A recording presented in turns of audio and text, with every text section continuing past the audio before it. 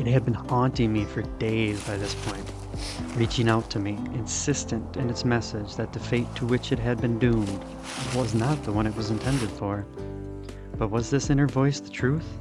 Was I actually in tune with the woods as much as I longed to be?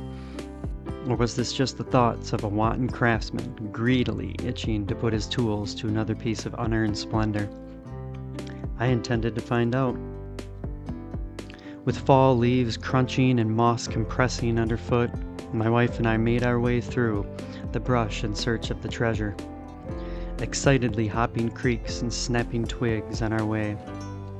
"I don't think it was this far," she said, my heart sinking for a second as I considered the fact that perhaps we won't be able to relocate it. But alas, my worries quickly faded as I spotted it, approaching the long, downed, and dead cherry tree. It was plain to see that it had lived a life of hardship, evidenced by the many wounds and scars that were scattered along its form.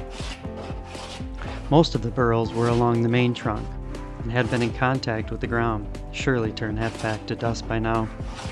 However, these were not the ones I had come for.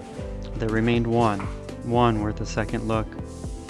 Encasing a small secondary branch perched safely off the ground was a 20-inch, 80-pound monster. I took a deep breath and began to tear through the grain with my crosscut saw.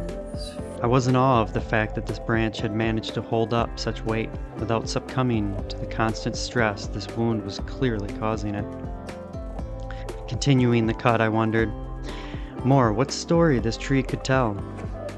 Had an insect or fungus struck at the heart before the tree had the ability to defend itself, resulting in these disturbing growths which protrude from its otherwise pleasing form?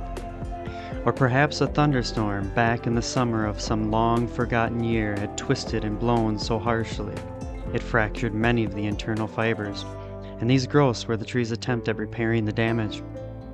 Whatever the cause, it had clearly been wounded many times, and the end result was not a pleasing look, or at least it appeared that way at the surface and superficial glance.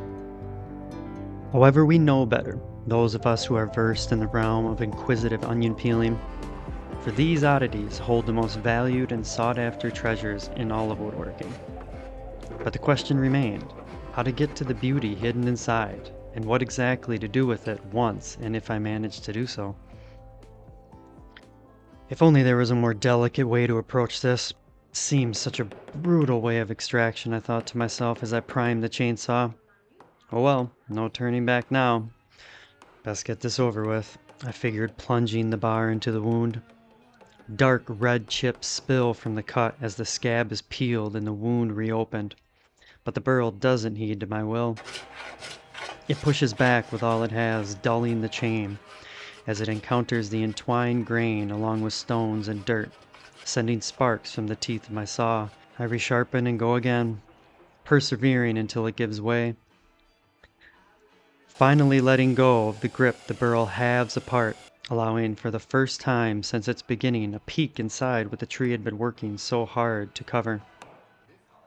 Air, sound, and light all rush in, and of course the eyes of the curious craftsman scour the surface, looking for beauty and flaws.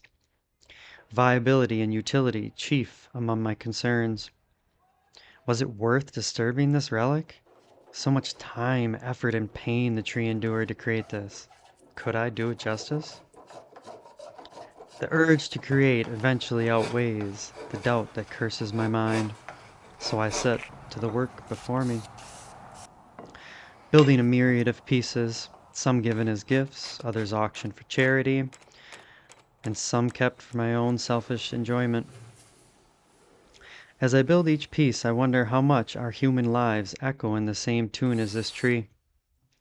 Memories flood in of loved ones long gone, and the cherished intricacies of their personalities they exuded, brought about by the pain and hardship and the joy they experienced throughout their lives. The subtle hidden gems they expressed, barely perceived in our daily lives, come into full focus once they have passed on. Not unlike the echoes and memories our fallen loved ones leave behind, this tree too will live on, enriching the lives of many with its beauty. And the sacrifice, and perhaps someday A curious individual will ponder the depth of the beauty ingrained in one of these pieces, and wonder how such came to be, and the Burl will wink from the depths of time.